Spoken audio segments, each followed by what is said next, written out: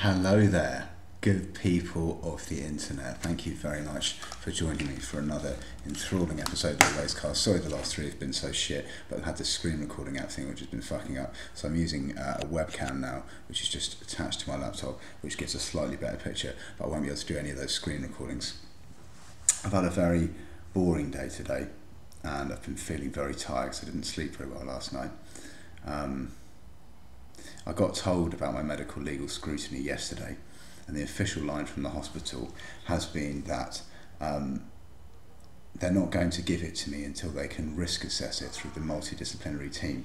Now, this presents as kind of a paradox, because in order to lawfully detain somebody, you need to have section paperwork to present to them to show that they're lawfully detained. And part of that is a medical legal scrutiny checklist. This means that the AMPs were all Section 12 approved by the Secretary of State. They've done everything correctly when they've been processing the documents, and the documents are legally watertight and fit for purpose.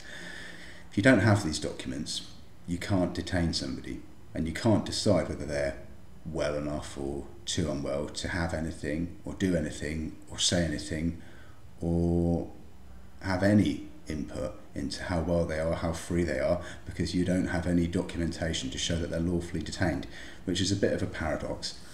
But I'm going to go along with cygnets protocol.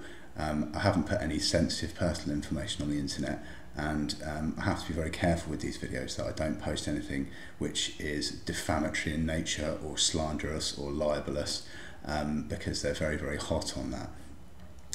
But I do have a fairly dim view of their administrative protocols and their adherence to policy and procedure, to put it mildly. I had a request from somebody who I spoke to who said he wanted me to talk a bit about anions. So I'm just going to read you what it says on Wikipedia. It's very interesting, but you can't see it anymore because I'm not doing screen recordings, I'm just using the camera app.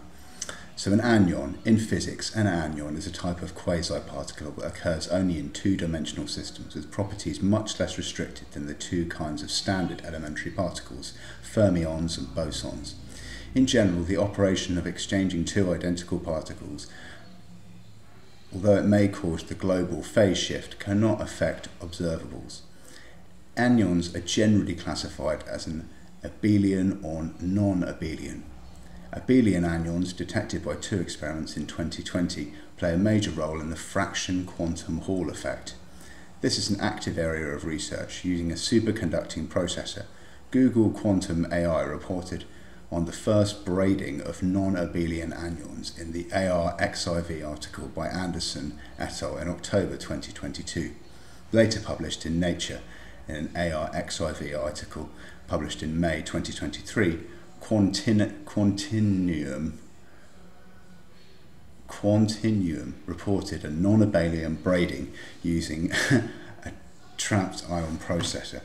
So I don't know what any of that means, but it seems a little bit like the paradox that I'm in with these documents at the moment, because they said that I'm not allowed to have them until I go to the MDT meeting, and the MDT meeting is going to decide, based on the authority that they don't possess, whether I'm well enough to have my own medical legal scrutiny checklist documents.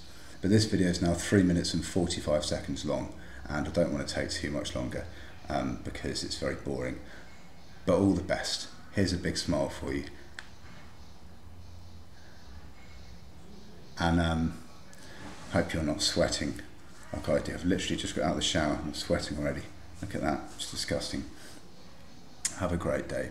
One love, jar bless, and all the best. Cheers.